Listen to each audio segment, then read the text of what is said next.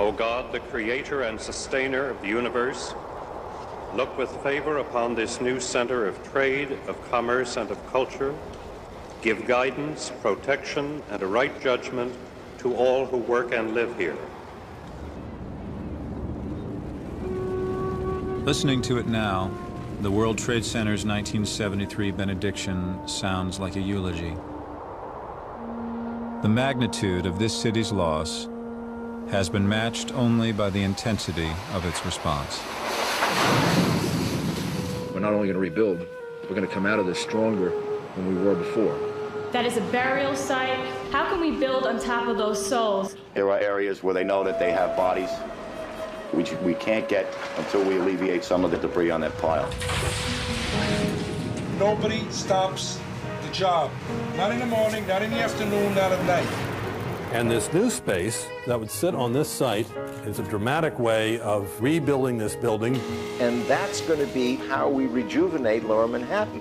You know, these builders don't care for me, you, or anybody else that comes with it but themselves.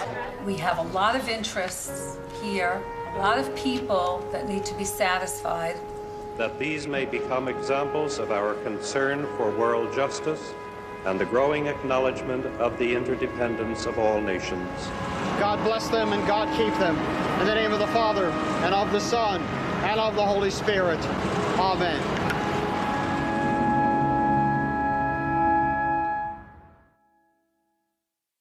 Funding for this program was provided by the Alfred P. Sloan Foundation, which seeks to enhance public understanding of the role of technology in society and portray the lives of the men and women engaged in scientific and technological pursuit. Happy birthday to you. Happy birthday to you. Happy birthday, Aunt Sophie. Happy birthday to you. Funding was also provided by the Corporation for Public Broadcasting and by contributions to your PBS station from viewers like you. Thank you.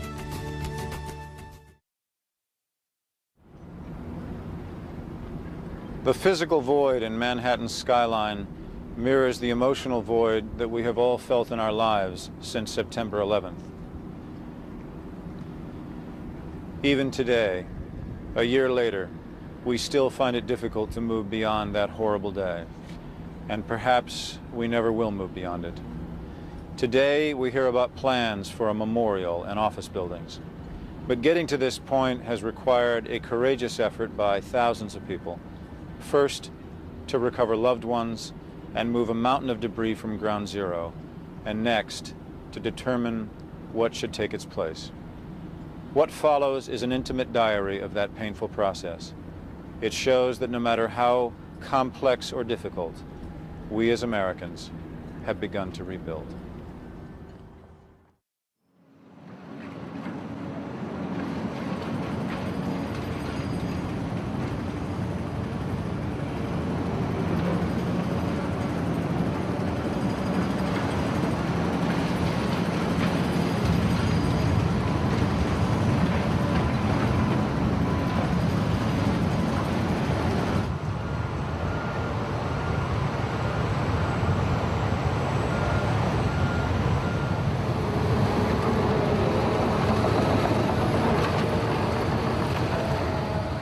For 3 weeks after the attack, rescue workers searched for survivors. Then they gave up hope of finding anyone alive. By today's count, 2,819 people were lost, most still buried within the rubble. Beyond Ground Zero, the city mourned. But at the 16-acre site, there was little time for tears. So we can really load up anything down there? Yes, sure. Workers vowed to recover the dead. They would labor in this hell for 9 long months.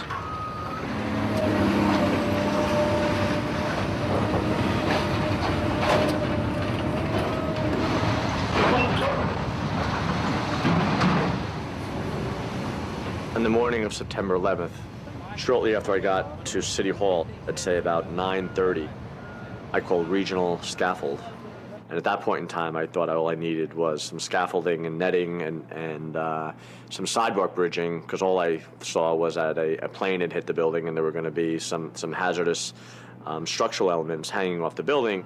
And I knew I needed to protect the public from walking in and around the Trade Center complex. Never realizing that the towers would actually collapse.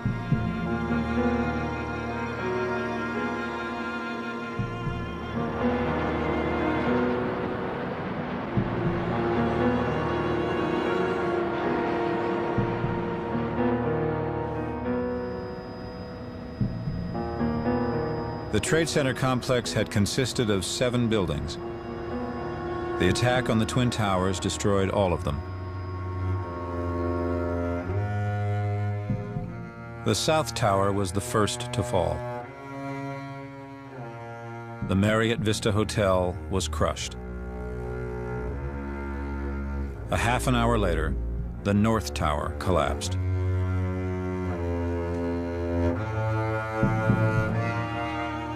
World Trade Centers 4, 5, and 6 were left standing, but damaged beyond repair.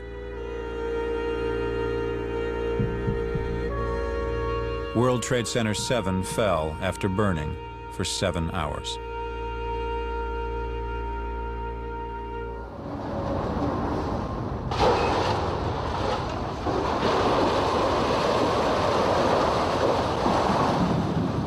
After the initial disaster, the mayor was here, and the mayor asked me, how long is this going to take to clean up?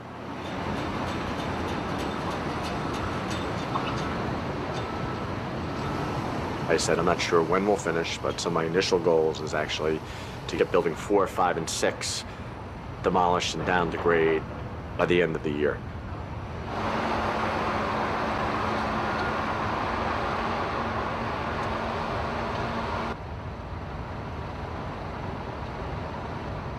Just north of the site, the city turned an evacuated elementary school into a command center.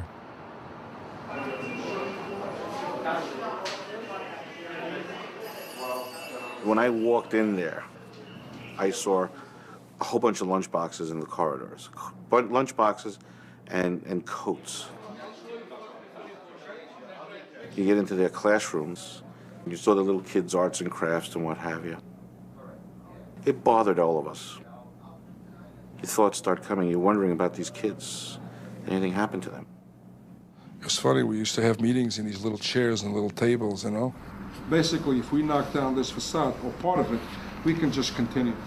Boom, boom, boom, boom, boom. But we did the job from there. We did the lion's share of the job from that school. Basically, we were there for all the agencies to interact with one another and to set up logistically. I mean, the city just threw everybody, all its agencies, all its resources in a room and said, get us out of here.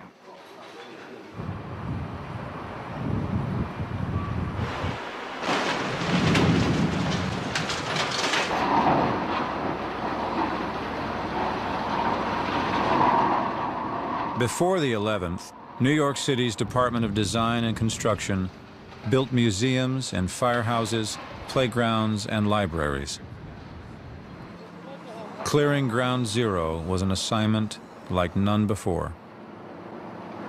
We're a government agency essentially for capital projects. I mean, we're not in rescue and recovery operations. Mario, we have some fire hose out here. Directly in front of the Bankers Trust, right in the pit. Nobody's prepared for this.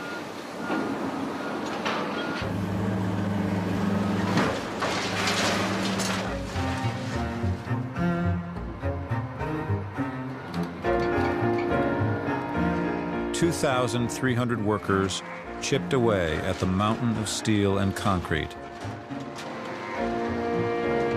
They had 2 million tons to clear.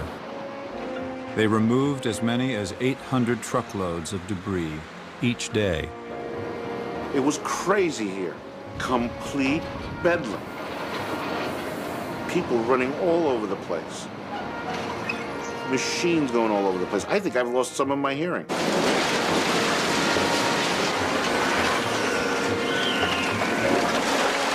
We should start working that from the top as well. We had to get more organized.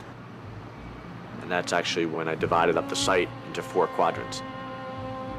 And I gave each one of the construction managers control and responsibility to manage that sector. Nobody stops the job. Not in the morning, not in the afternoon, not at night. It was very difficult to coordinate from a question of safety and from a question of efficiency. People had to know what the other guy was thinking about. When the tower fell, it punched right through that area. We just want to know the extent of that damage. We were encountering different situations every couple of hours. I mean, it was dangerous conditions.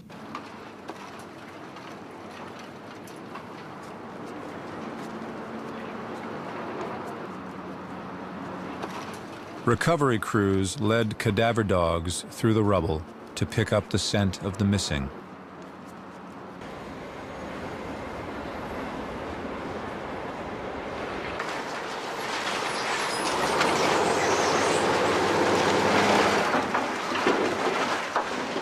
Debris was trucked off-site to nearby barges and then shipped to a landfill where it was searched once again.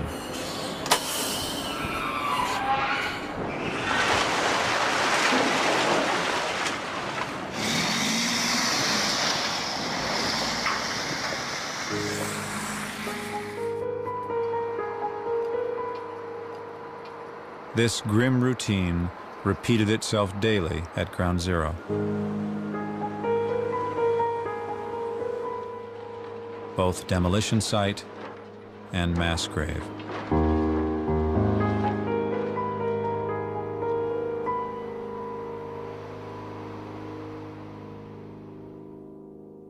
New York developer Larry Silverstein signed a 99-year lease on what was to be the crown jewel of his real estate empire, the World Trade Center Twin Towers.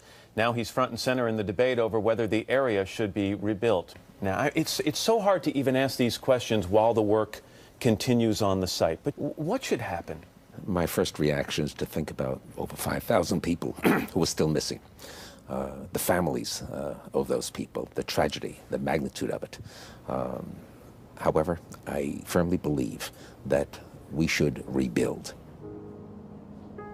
Larry Silverstein was required to rebuild by the terms of his lease with the site's owner, the Port Authority of New York and New Jersey.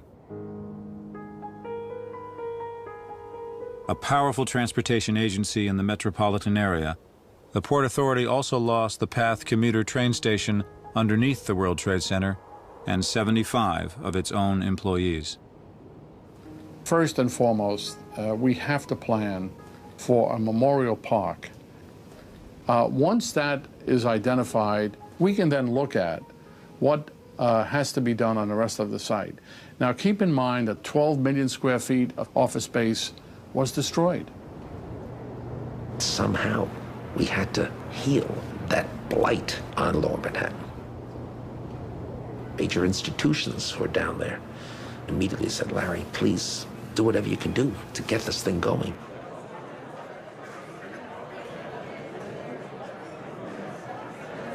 There was a meeting of real estate figures over on Park Avenue, and Larry Silverstein came in and he declared that he would rebuild the World Trade Center just as it was.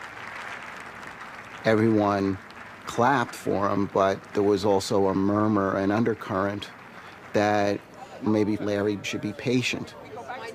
And we tried to explain to Larry that this was a matter of not only rebuilding, but there are many other things to consider. And we have to have input from the public, especially from the families who lost loved ones.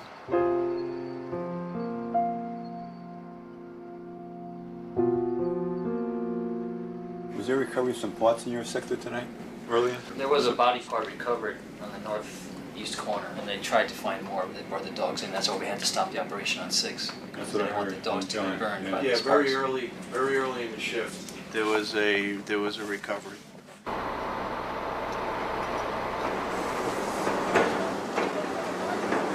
What we have at Ground Zero is a massive effort trying to help out in the recovery of the missing.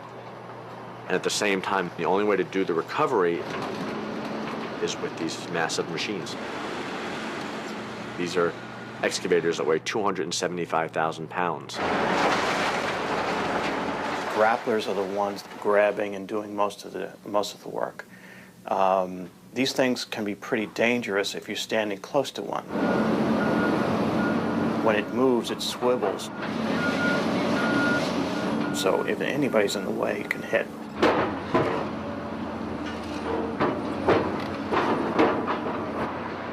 I don't think the hazards were fully understood by some of the people out there in the recovery efforts. The fire and police departments had assigned spotters to look for the dead. But safety regulations limited their numbers to 1 per excavator and kept each back by at least 50 feet. Many firefighters objected. If you ever really thought about how far 50 feet was, that's a long, long distance. You'd almost need binoculars to be able to see.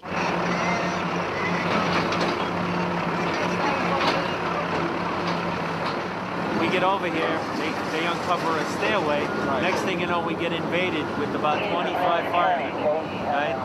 I speak to Chief Vaughn. Right. I say, look, I need your people to back out. Right. And this is where we're at. So. Okay. Well, I want those guys out. It's too dangerous.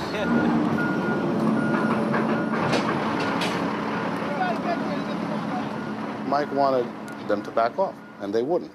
We went up to them. We asked them nicely, "Listen, could you guys back up?" They said, "No. Buzz off. You know, we're gonna stand here." The closer we were, we'd get that better look, and we'd be able to stop the machine, hopefully before they dug into the remains. At that point in time, I stopped the grappler because they still refused to leave. What's going on in front of them? They've been there all morning. I radioed 1010. I said, "Listen, Chief, you know, you're gonna have to back up some of your guys. Somebody's gonna get hurt." So they came down, one of the chiefs came down and backed them up.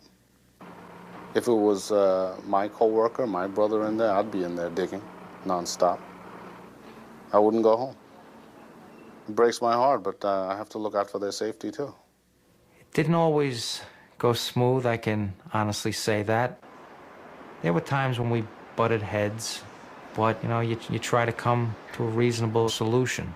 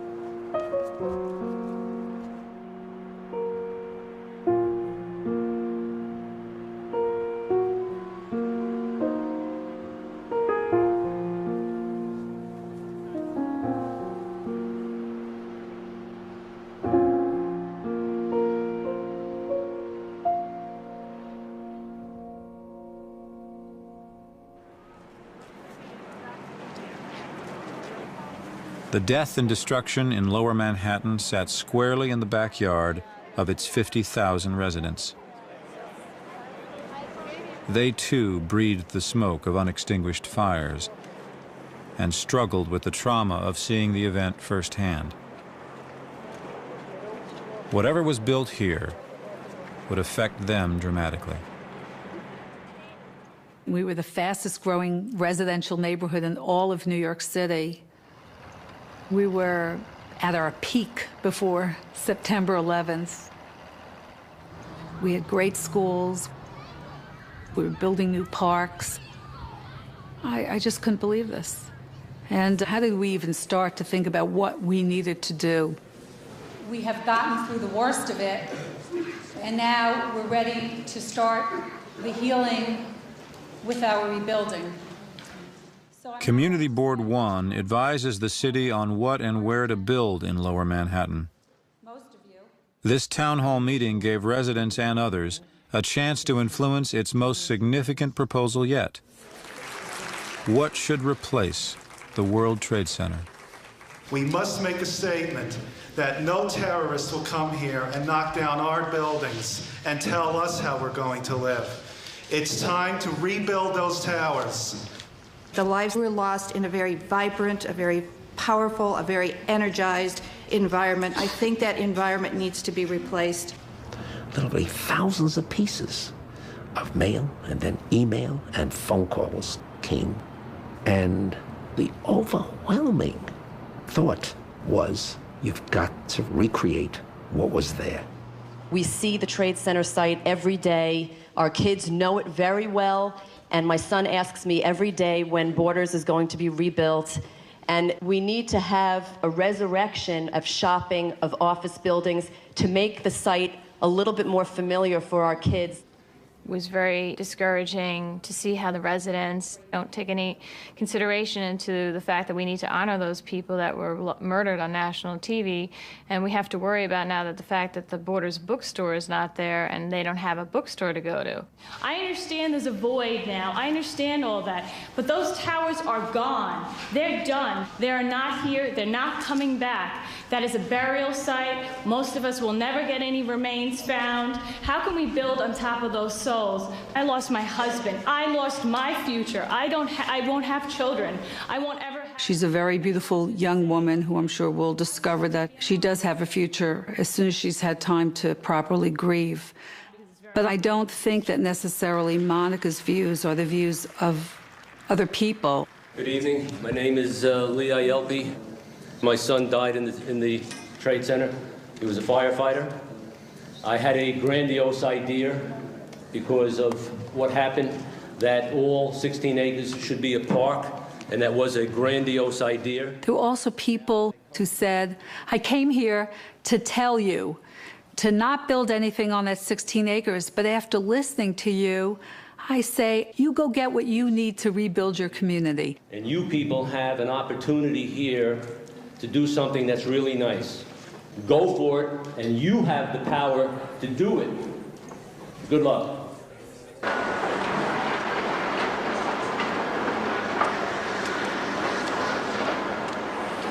You see how this debris is still smoking? That's from the fires that are still burning. 8 weeks later, we still got fires burning. Every now and then, one of the pieces of equipment will dig in, they'll open up a small area, the oxygen will rush in, and you'll get this plume of brown, black smoke coming up. That's because that fire just got more oxygen. So, I mean, these things are burning. At one point, I think they were about 2,800 degrees. Underground fires, ignited by burning jet fuel, smoldered for months, fed by molten steel and buried carpeting, office furniture, wood paneling, and paper.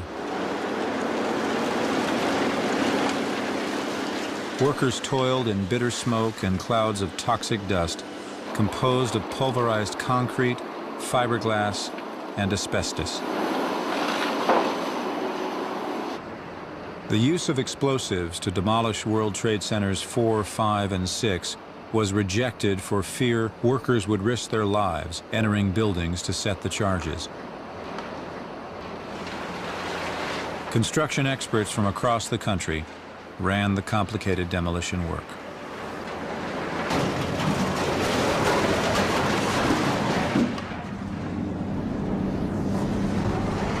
This is the largest demolition project in the United States. It's one of the largest probably that's ever been done in the world.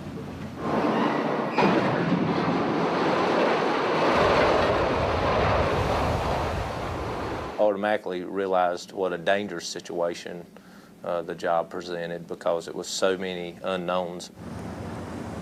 You're dealing with over 12 million square feet of structures. It's definitely intimidating at times. In some areas we have structure intact. We have other areas that it's collapsed all the way to the lowest basement level. In a normal demolition project, you can see the structure, you can walk through it, you can study each floor, you can study how it's put together, but this one's like a house of cards. You just have to go out there and be around it, and you study it from a standpoint that it's already down, now how do you get it out? You build the bridge over and that would clear you on the path too. This is going to be a problem to you. You're not going to get this. And the photographs I have just don't show that. Engineers charted Ground Zero's dangerous terrain. More than 400 had worked on the site since the day of the attack. I'm not even worried about him if he just stays in that area. Many had walked this same ground more than 30 years ago to help design the original complex. The site can get you so involved emotionally that the one thing that I think was essential was to approach this more as a technical problem than recognizing that there was the potential for thousands of people to be within this graveyard. When we first looked at the site, we really didn't know how contained the damage was, so we weren't sure whether it would be more widespread or not. The collapse of the Twin Towers sent off shock waves similar to those of a small earthquake and bombarded neighboring buildings with falling steel. Most of the debris that damaged any of the other buildings was pretty much contained within about a block or so off the main plaza area of the World Trade Center. There were 5 or 6 buildings that had some really serious structural damage.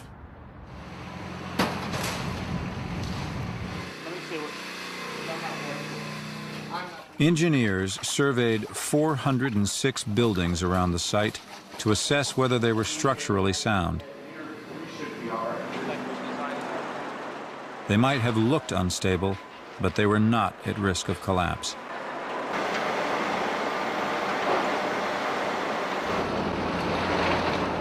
The pile of debris on the site was a different story. It constantly shifted under the weight of heavy equipment.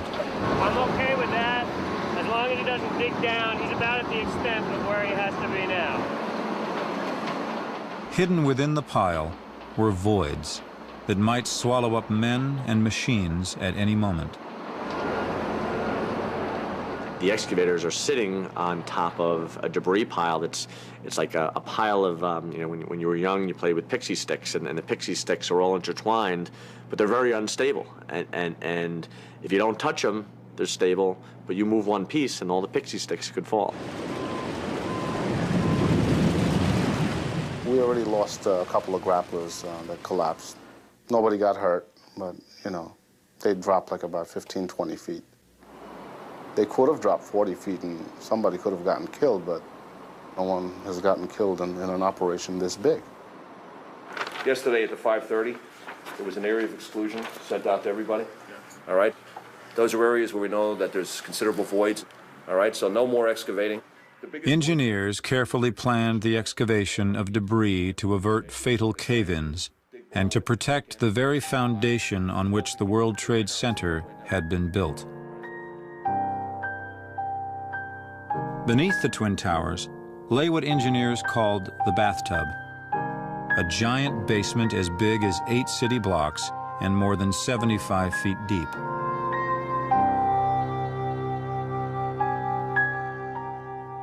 It contained 7 levels of parking lots, maintenance offices, mechanical rooms, and the path, a commuter rail system running under the Hudson River from New Jersey. A 3-foot-thick concrete retaining wall called a slurry wall kept the Hudson River and groundwater from flooding into the basement. When the towers collapsed, most of the floors that had held the slurry wall in place were destroyed. Unsupported walls shifted. If they caved in, water would fill the bathtub and inundate the path and New York City's subways, flooding them for miles. When excavators dug below street level, they exposed sections of the slurry wall held up only by debris. Engineers searched for ways to remove debris without causing a catastrophic collapse. On the southern end of the site, near the ruined Vista Hotel, workers discovered a vast section of the slurry wall left totally unsupported. the grappler operator. He said, Charlie, he goes, I don't think I should go out there. I said, what's the problem? He said, the ground is shaking. And I said, well, let's, back off. Let me get the engineering team down here immediately. We found that the slurry wall was moving just south of the Vista Hotel. These walls are coming in. They moved in about 6 inches. And these walls hold back the river.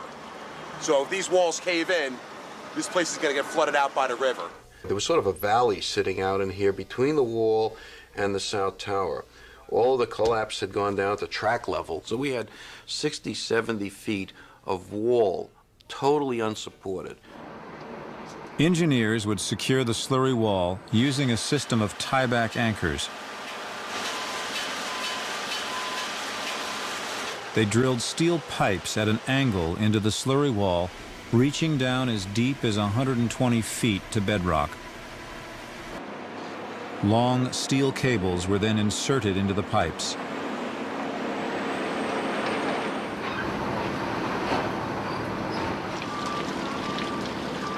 At times, water burst through the tieback holes without warning, leaving little doubt how effective the slurry wall was in holding back the river.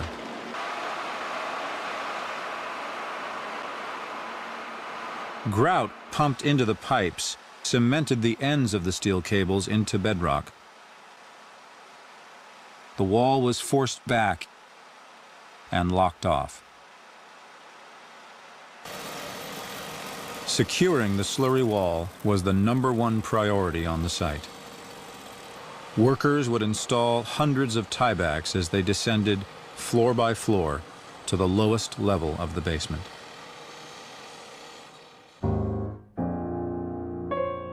Okay, let's go update on the tieback installations, just so you know in terms of total numbers. As of this morning, we had 148 tiebacks installed total. 128 of those are already tensioned and stressed. What's the total number you think we need? I'm estimating 700, 600, 700, depending upon how we make the break. We were doing about 4 a day. We're down to 2 a day. The most important thing is actually getting back to where we were at 4 or 5 a day. At 2 a day, we're here 9 months from now. I'm not going to be here in 9 months. None of us are going to be here in 9 months, trust me.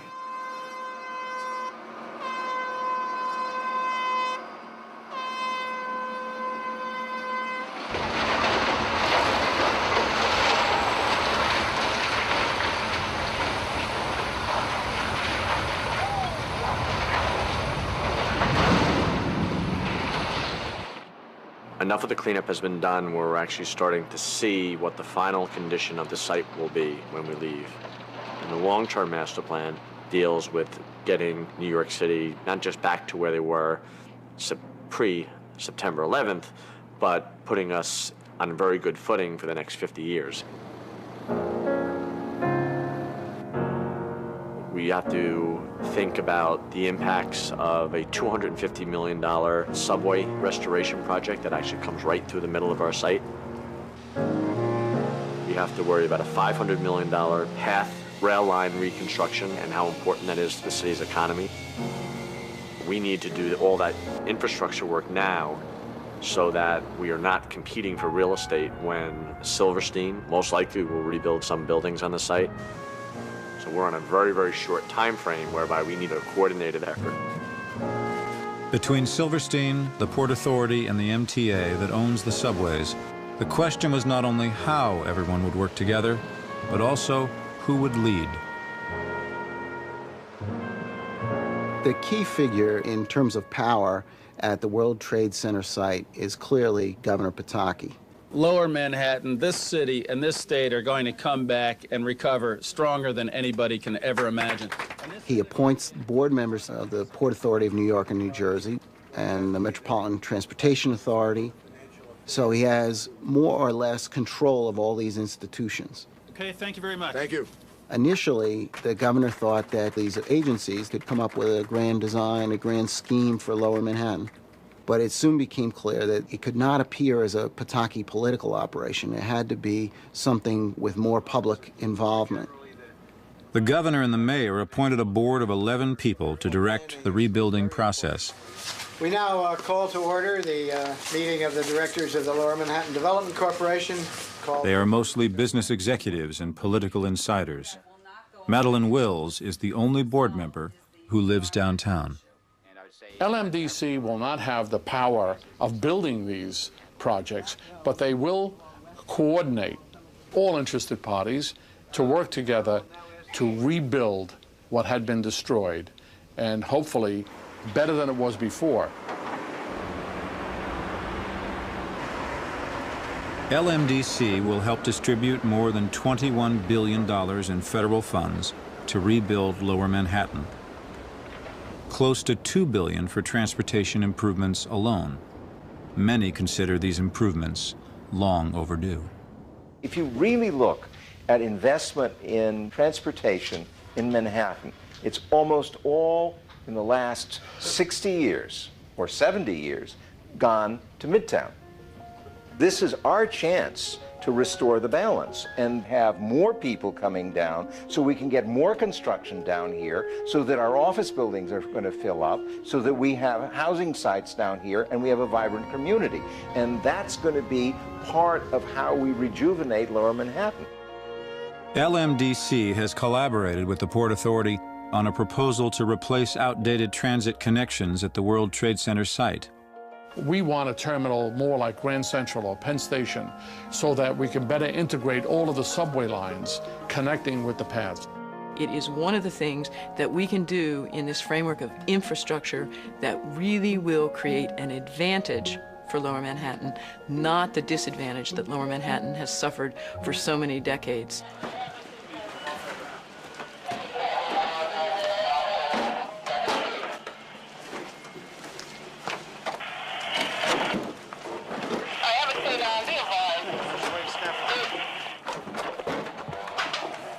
Before building the proposed transportation hub, the Port Authority sought to restore PATH service to the Trade Center station within 2 years. I got to take a couple of photos of these PATH car numbers while I'm here.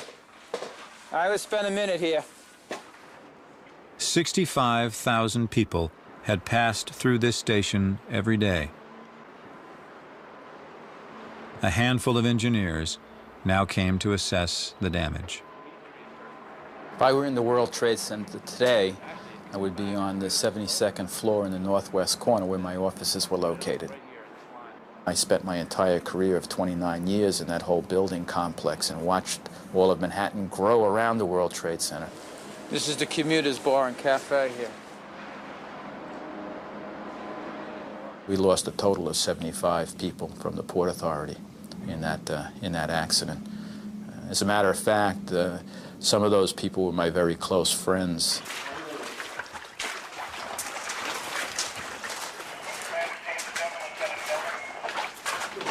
The B3 parking level.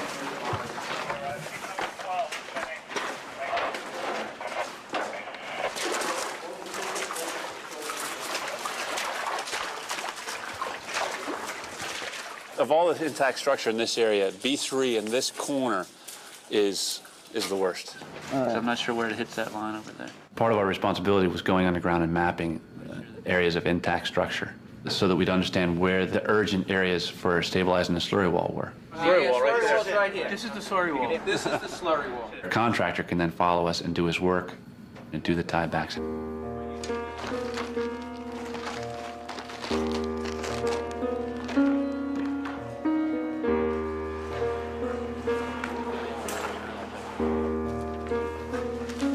Watch where you're walking.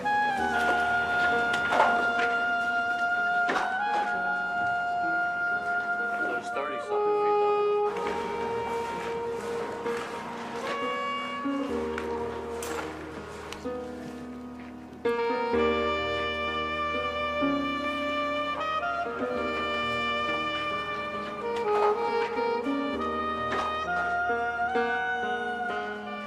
In 1993, after the bombing, I was hired that summer and started work and was down underground helping with the reconstruction. And I was really proud and excited to be a part of it. I felt very American, very much like we just took our best shot. We took their best shot and, you know, hardly a scratch. This is completely different in my mind. It's so tragic.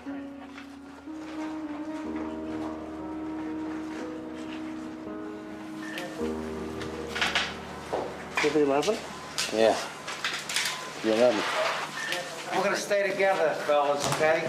If you're gonna head off, just let us know, and we'll send somebody with you.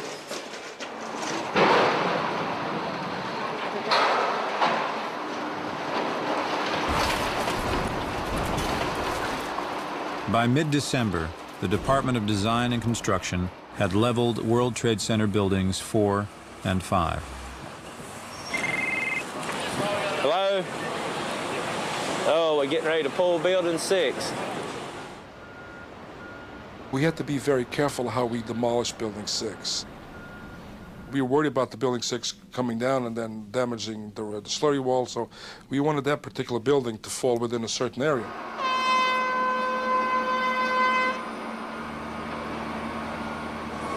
Well, we've got the cables attached in 4 different locations going up, and they'll be pulling the building to the north. It's not every day you try to pull down an 8-story building with cables. I want everybody down to the gate. Thank you. I want like 50 feet past that blue truck. I have $1 bet. What? You want to bet $1 that by 2:30 this will still be standing? Yeah. Okay. I'll take that. I'll take that bet. $1. Okay. There's a certain excitement in the air of bringing the last structure down at the World Trade Center.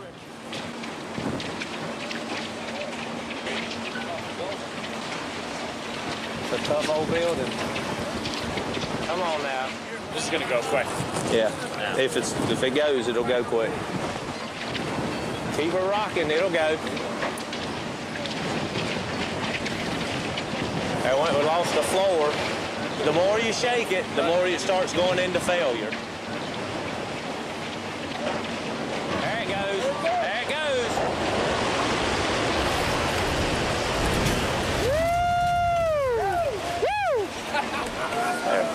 Woo! Rob. Good job. Good job. Good job. Dan, I'll take my $1 now. It was nice doing business with you. Okay, very nice. I'd much rather be involved in what I normally do in building buildings.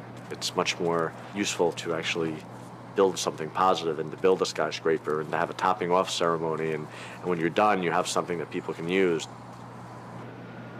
In this case, we're destroying something that was partially destroyed by the terrorists. And there's nothing left, so there's no closure.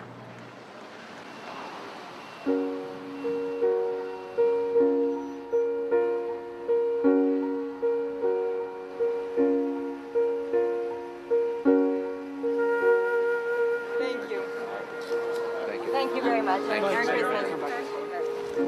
During this beautiful and wonderful holiday season, let's make sure we celebrate it with even more enthusiasm this year, just to show them that they can't rob from us the things that are most important in our lives. Give my regards to your family. Right? I wish them a Merry Christmas. And all of us at DDC, thank you. Appreciate it. Thank you. God bless you. Great job. Merry Christmas. Merry Christmas. Well, the whole Christmas time here was, you know, it brought a lot of people together.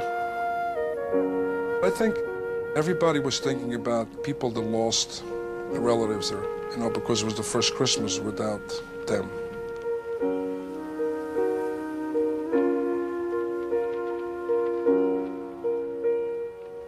Merry Christmas! Happy holidays! We can all pat each other in the back for doing a good job. But these people will have to live with this pain forever. I finally got the courage and the strength to go to Ground Zero because I owed it to Michael to try to connect with him. You can't even describe the feeling of seeing what I saw.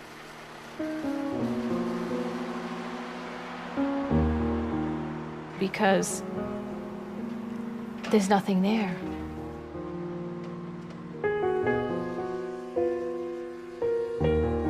In my mind, I put the towers there on the site, and I saw my husband working on the 84th floor, and he was happy. I said, I have to make sure, you know, that we honor those lives, and that was why I started my mission. Monica Eichen wanted all 16 acres to be used for only one purpose, a memorial. Her goal seemed unattainable until it received a surprising endorsement. Mayor Giuliani originally said we should be putting office space and try to mix it in with the memorial. And then he went and took a helicopter ride, and it changed his whole view. Being up high, he saw the enormity of what happened. I really believe we shouldn't think about this site as a site for economic development. We've got to think about it from the point of view of a soaring, beautiful memorial. And then, if we do that right, if we do that part right, then the economic development will just happen. Then millions of people will come here, and you'll have all the economic development you want, and you can do the office space in a lot of different places. And I feel very, very strongly about this. This touched off a storm of very hushed criticism. The community people, the real estate industry, and various politicians were afraid that he would become a lightning rod for the families of the victims, and that they would all congeal around a single position. You know, they must not build.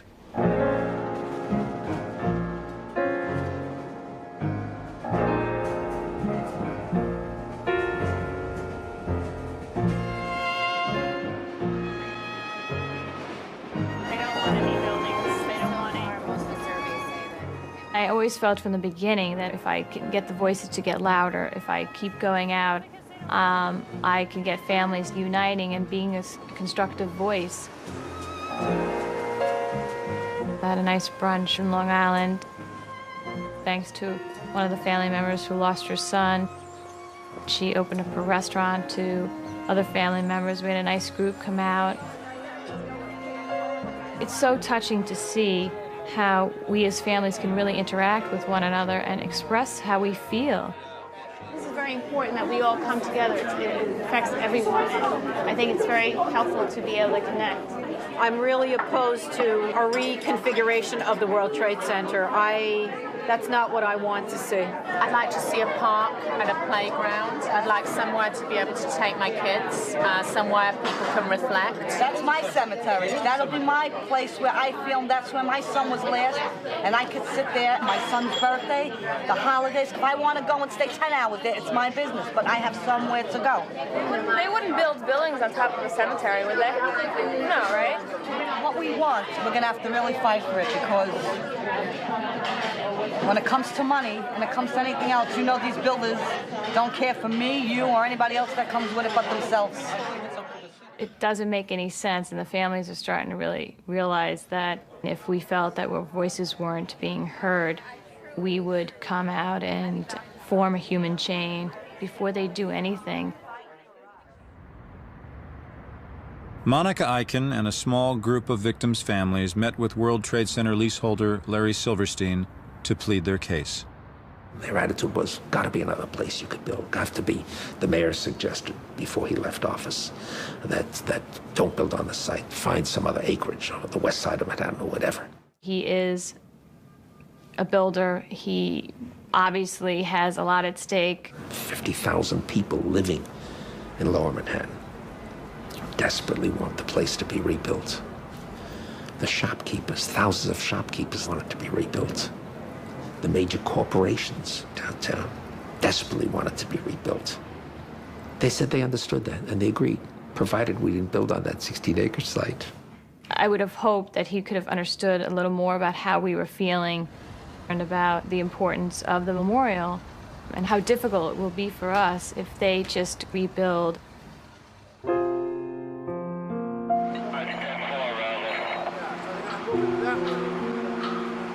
They're getting ready to move these path cars, and they're looking to uncouple the cars.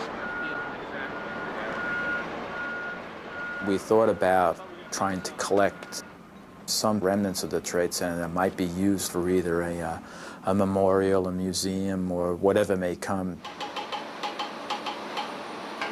If we could get a path car out, that would be great.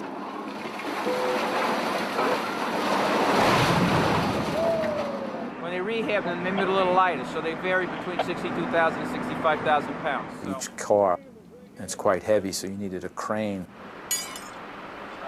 So what we did is we welded a piece of track onto where the tracks ended, and we were able to pull the cars out slightly more into daylight so that we could actually then reach down with a crane, and then we were able to pull them out one at a time.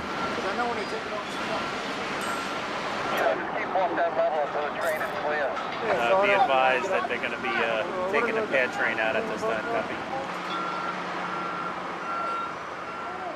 Knowing that it was going to be a very long time for the permanent memorial to be established, the mayor and I looked into putting up a temporary memorial, and he instructed me to give him some ideas. So I went to the Port Authority and literally got a book of archived materials that had been saved from the World Trade Center, and went through them with an engineer.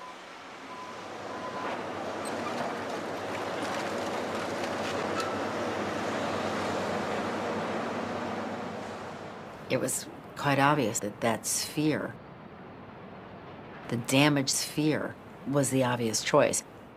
The sphere, a 27-foot-high steel and bronze sculpture, had sat atop a granite fountain in the World Trade Center Plaza. After the attack, it was moved to what resembled a triage for injured building parts at John F. Kennedy International Airport. Here, the Port Authority safeguarded relics of the World Trade Center for possible integration into a memorial.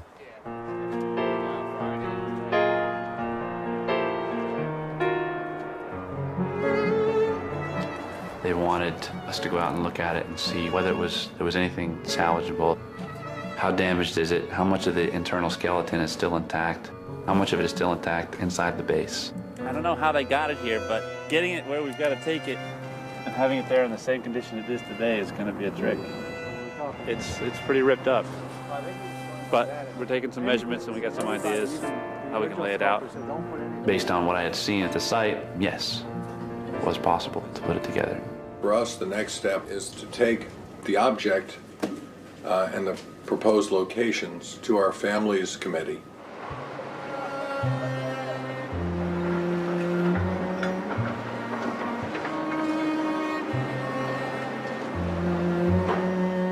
Representatives of the families demanded that the LMDC place the sphere close to their private viewing platform at Ground Zero. But the neighboring community of Battery Park City laid claim to the nearest open space. There are thousands of people who use this small space as a place for the kids to go out and play.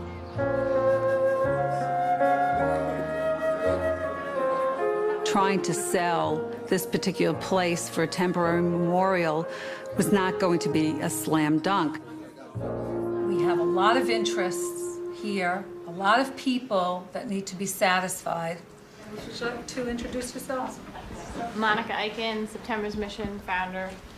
It's important that we establish temporary memorials because we are not going to have anything for a long time. We have nowhere to go. I don't have an urn, I don't have a coffin, I have nothing. We're here representing the over 1,000 people that have signed petitions in Battery Park City against any more of these kinds of memorials on our very small plot of land. You're faced with the relatives viewing platform. You make a left, you are faced with the temporary teddy bear memorial. Then you go to the temporary police fireman memorial with tons of tourists. Then you have the permanent police memorial. For God's sakes, give us a break. They were complaining about the foot traffic of just a couple of tourists in their neighborhood.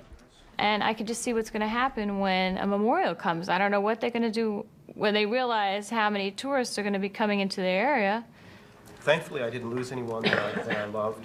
But if I did, and I didn't live there, I would have the option to come to the memorial on my own terms when I was ready for it. When I look out on it, I don't have that option. It's there all the time. We've been patient, patient, patient. Now we're getting angry. Enough is enough. We're going to give you a problem.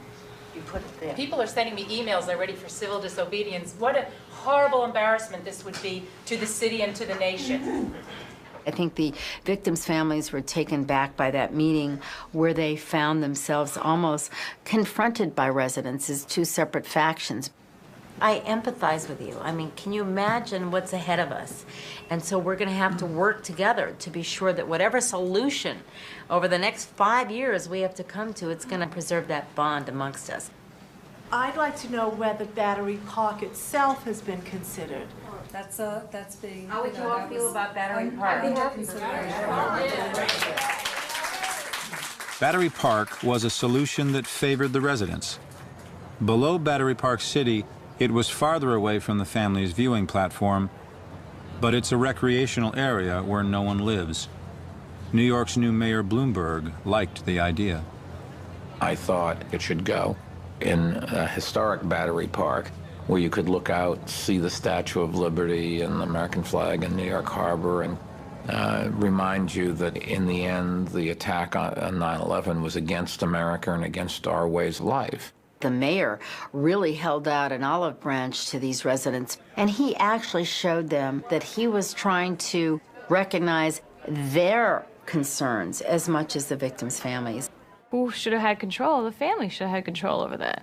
The rescue workers, the survivors, anyone who's involved should have had more control, but it wound up that the residents were the final decision makers on that.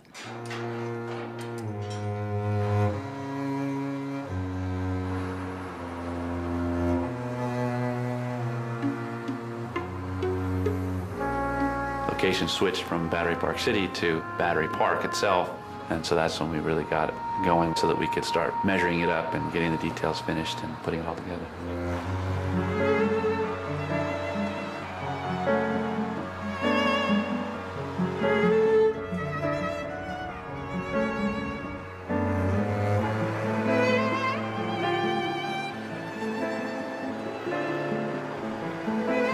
So this is the artist, this is Fritz Koenig. Fritz Koenig, the sculptor, came there to look at it and actually helped us in terms of where some of the pieces were and how we would orient and put it back together. And he had in his hand a miniature model of the globe that he had all these years, I guess, and he held it up and he was showing us, you know, this is the way it went together and this is the way it was oriented, this is how it looked. This is a big eye. And he's open. It's a long distance. Right, you want to look at the castle. Yeah. He's open. Yeah. Right. But Our nature is to create, not deconstruct. There is heart in the work that we do at the site, but there was a whole lot of meaning in this because it was sort of putting something back together rather than taking it apart.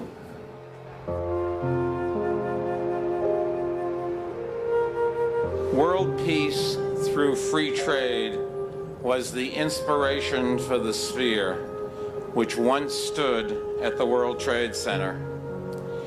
It survived the collapse of the Twin Towers, as did the idea that catalyzed its creation.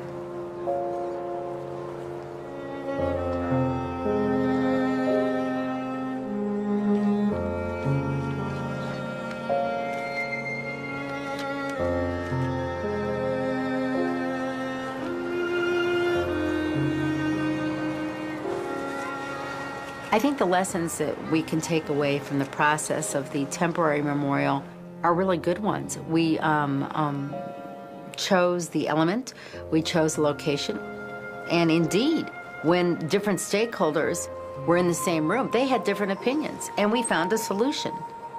And I think everyone's pretty happy with it.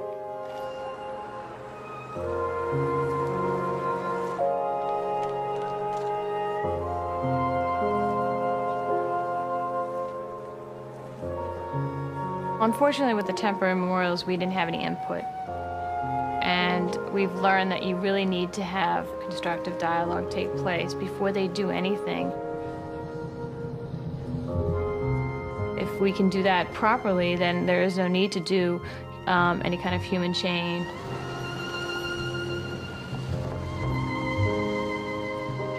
But if we're not going to be heard for the permanent memorial, I'm not sure what that would mean. I could see this mad scene of people working, thriving, memorialized. I could just see this. I could just see Disney World. I really can. And it's so hard to see that way.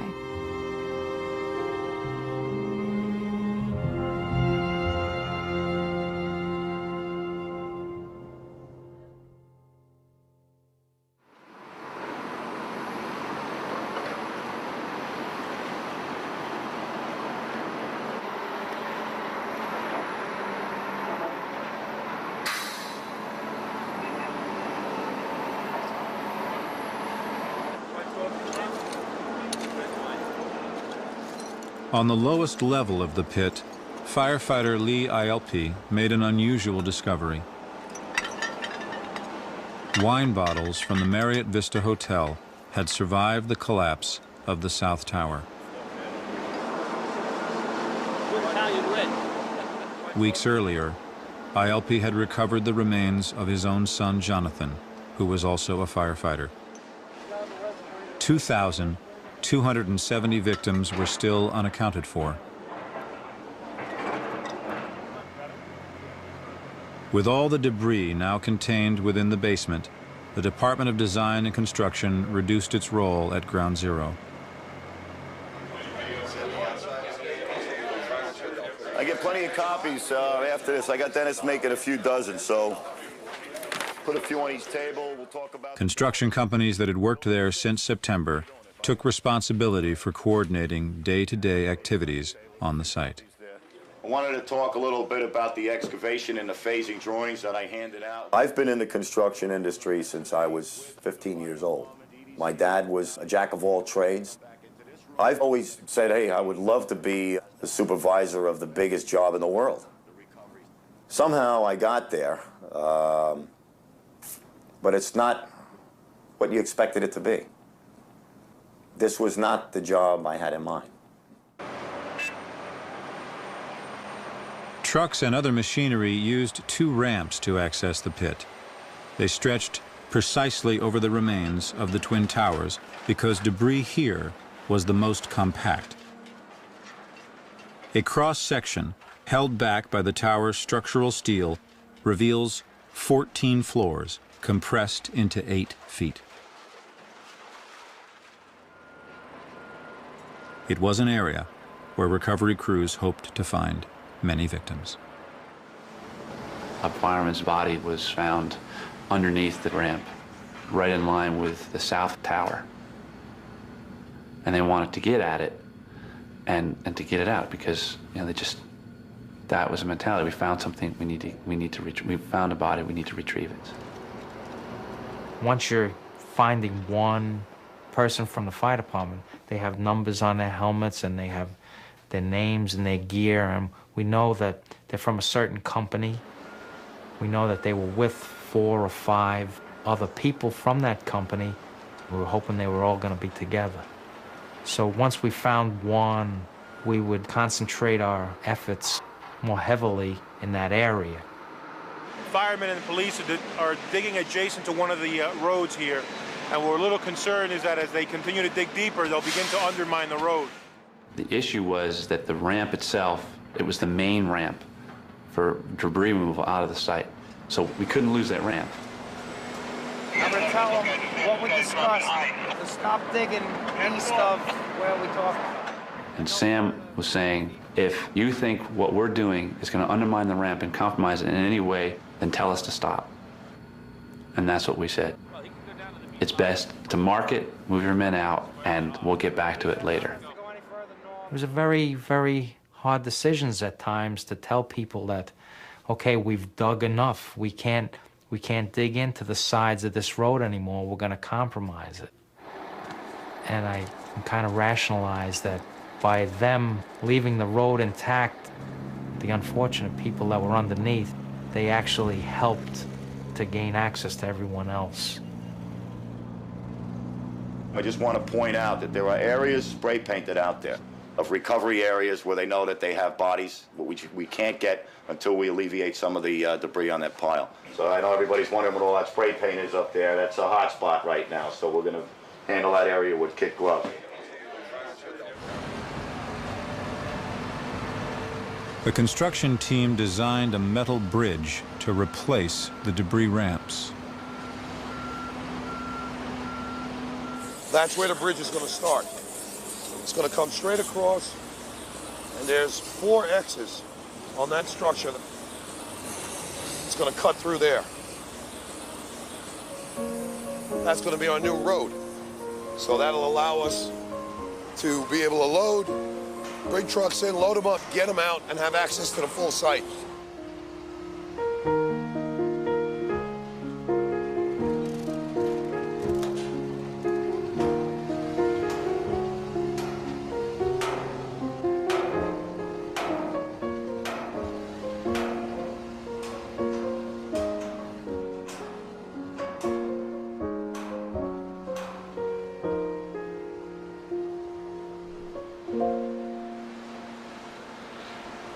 Once that bridge came in, then we were able to dig into the road. And it was pretty productive. We were hoping we were going to find a lot more, but we found quite a few people. So that's a good thing. Inside the debris ramps were the crushed lobbies of both towers. The south debris ramp was expected to hold a greater number of firefighters, police officers, and other emergency workers, since the south tower fell first without warning.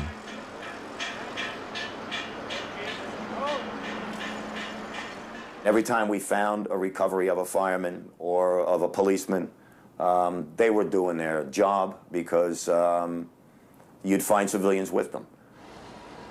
It was very hard. We would just be bringing people out left and right.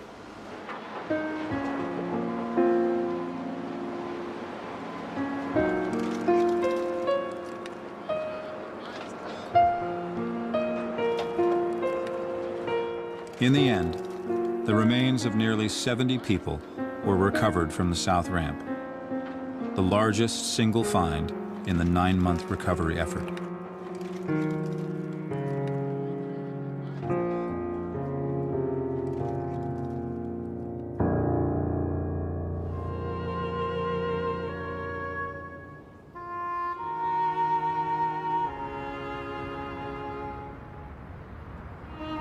The closer you get to the site, the more aware you become of how daunting it is to contemplate rebuilding in such a place as that.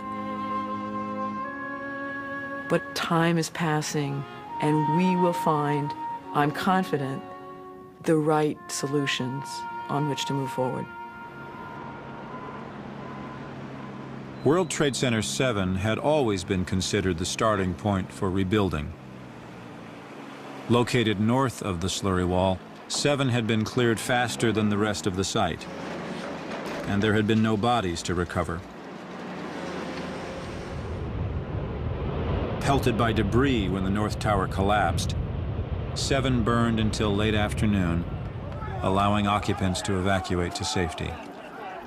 I remember getting a call from the fire department commander telling me that they were not sure they were going to be able to contain the fire. And I said, you know, we've had such terrible loss of life. Maybe the smartest thing to do is pull it. And they made that decision to pull, and then we watched the building collapse.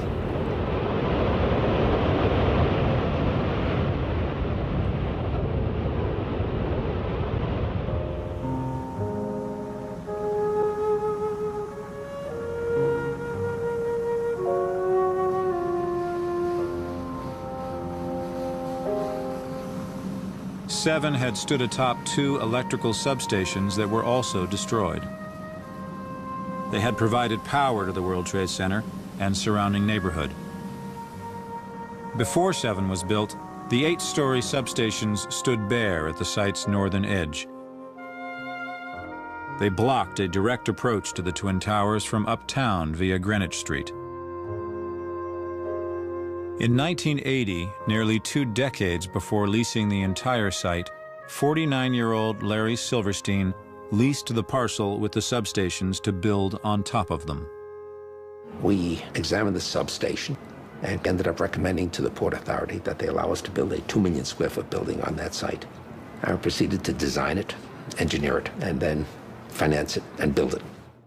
Unfortunately, at the same time, it completed the blockage of Greenwich Street, which is coming here from the north and approaching the World Trade Center site, so that this community was even more completely cut off from neighborhoods to the south. When the building went down, my first reaction was, well, let's simply replicate what was there. 7 World Trade Center separated us all as a community, and without the building, all of a sudden, you could see everybody's neighborhood, and people did not want to see a building blocking us from becoming a whole community again. I'm horrified that World Trade Center 7, which I considered the most insensitive to the site, is now slated to be the first one to be constructed and probably the only one to be constructed as it originally stood. I think we really should take some time and look at this. The importance to slow Larry Silverstein down was to make sure that a building not be built to block Greenwich Street once again. Jobs must be created. Valuable square footage must be replaced. Mr. Silverstein's plan to not hesitate on the rebuilding of World Trade Center Building Number 7 will begin this process. Rightly or wrongly, the Pataki administration separated 7 World Trade Center from the Twin Towers site itself. That's the important thing, that we don't have any delays at all. No lives were lost at this site. We had a great need to rebuild the substations to meet the power needs of Lower Manhattan when redevelopment occurs. This was the electrical substation for the power, the original substation over here.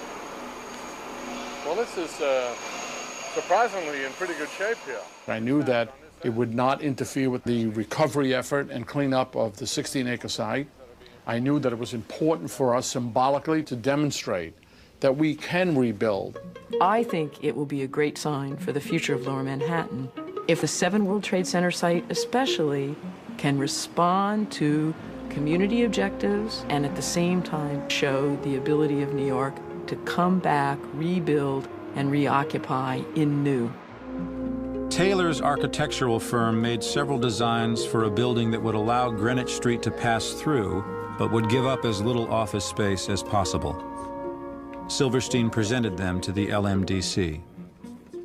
First, there was a proposal from the developer to create a great arch through the middle of the building so people could drive through or walk through. Mr. Garvin looked at our concept, and his first reaction was, you know, the building blocks Greenwich Street. Then the notion was the building could overhang Greenwich Street, and that too was unacceptable. Madeline Wills was in. She looked at it, she says, Greenwich Street. It became obvious, painfully obvious, that we would be well advised to be sensitive to the needs of New York. If Larry becomes a problem for the Lower Manhattan Development Corporation, for the Port Authority, or for the people of New York, they could cut him loose and divide up the site among a variety of developers. So Larry went right back to the drawing board and came up with a new design to reestablish Greenwich Street. We had to figure out how to pull the core in, make it tighter. The only way you can make it tighter is by taking out an elevator bank.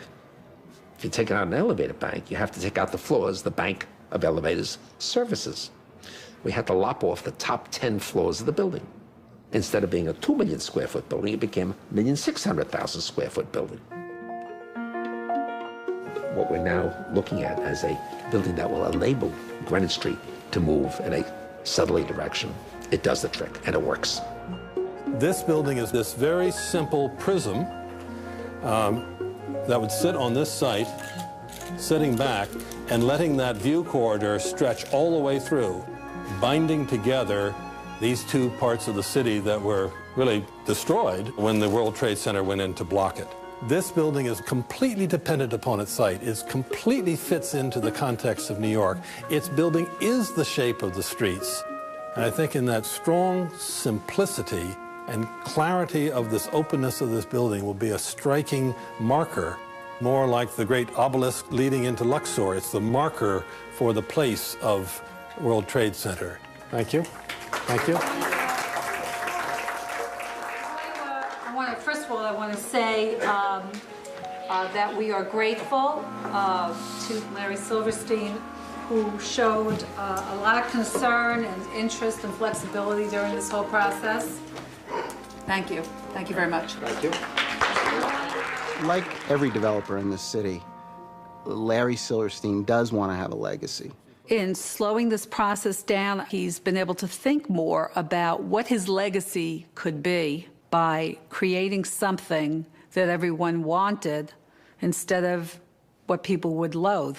My hope is that in this process of deliberation and design, we create a vision so powerful that a sense of stewardship and collaboration will emerge in making the World Trade Center site come back to life.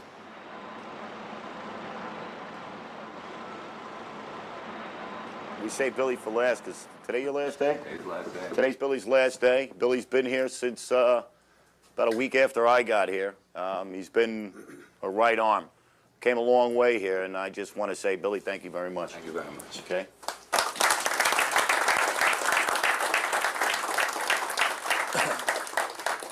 Cake and coffee at 11, booze at 9. All right, guys, that's it. We'll see you. It's a wholehearted effort down here that everybody has in bringing closure to this job site. And we will not give up till this job is recognized as having been completed in its recovery efforts, 100%. But we will not leave anything unturned here to satisfy every single person who has lost somebody here, or more important, every American should know that this is what you do in America. In the final months at Ground Zero, construction workers and engineers adopted the tradition of firefighters and police officers. They performed the honor guard, but for recovered civilians.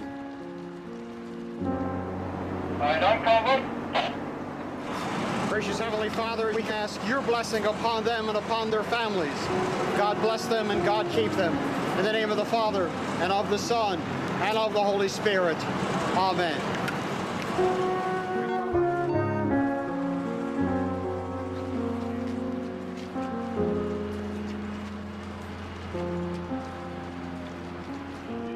On April 11th, 7 months after the attack, they carried out the last civilians found at the site.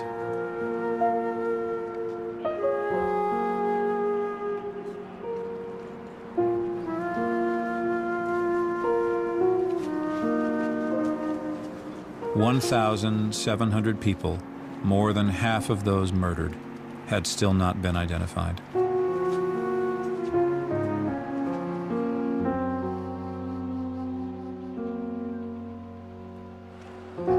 In the final weeks, firefighters and police officers sifted through thin piles of debris, desperately searching for the smallest of remains.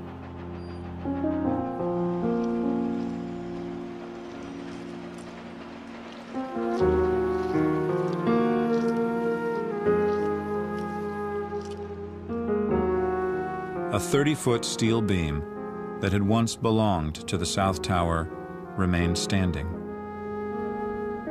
Construction workers would cut it down in a final ceremony on their last day of work.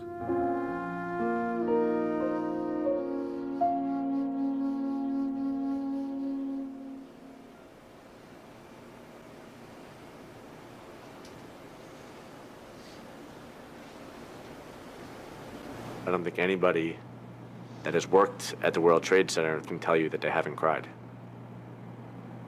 It's just unprecedented what's happened down here, and something that you'll never forget, and incredibly sad. But hopefully, amongst all of us, we'll all get back to our normal lives.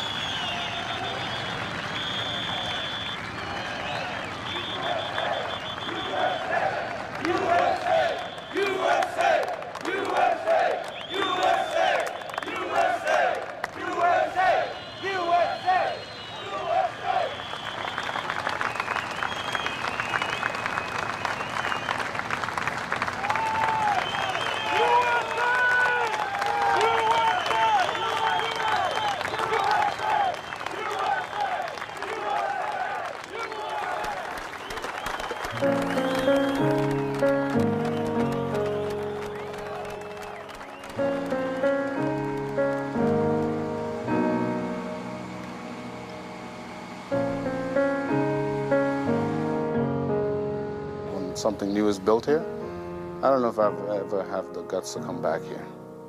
It's every day I come here, it's like, I don't know, I lost something special here.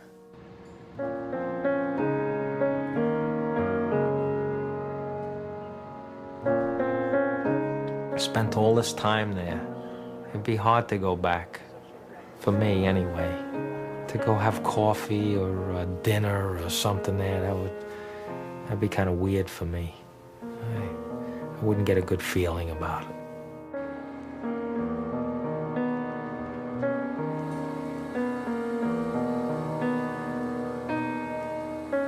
We are going to do everything in our power to make sure that we have the most beautiful memorial the world has ever seen. I want to know that I can lie down on the grass if I want to and have a moment of peace with my husband.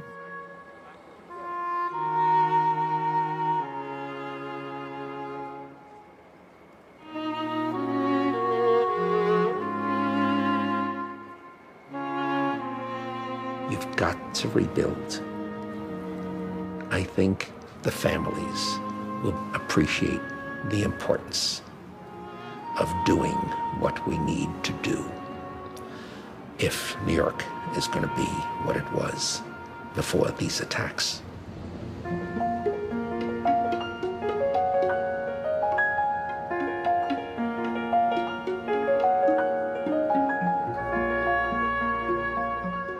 Whatever is done to the site, I hope that it conveys the horrible and tragic nature of what happened that day. Whatever's done there.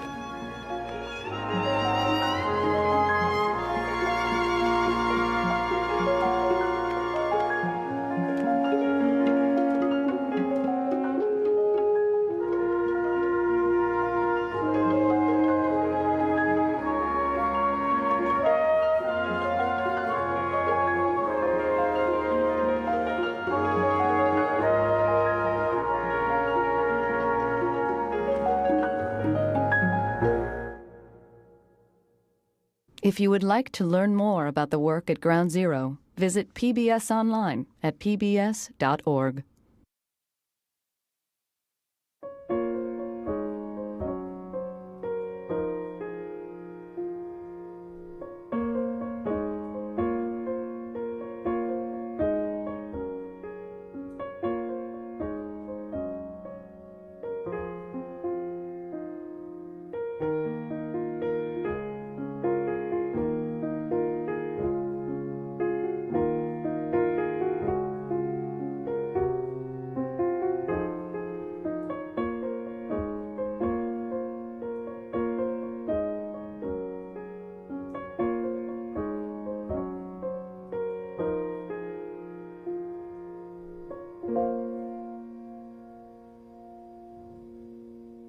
Funding for this program was provided by the Alfred P. Sloan Foundation, which seeks to enhance public understanding of the role of technology in society and portray the lives of the men and women engaged in scientific and technological pursuit. Happy birthday to you. Happy birthday to you. Happy birthday, Aunt Sophie.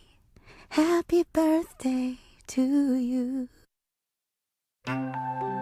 Funding was also provided by the Corporation for Public Broadcasting and by contributions to your PBS station from viewers like you. Thank you.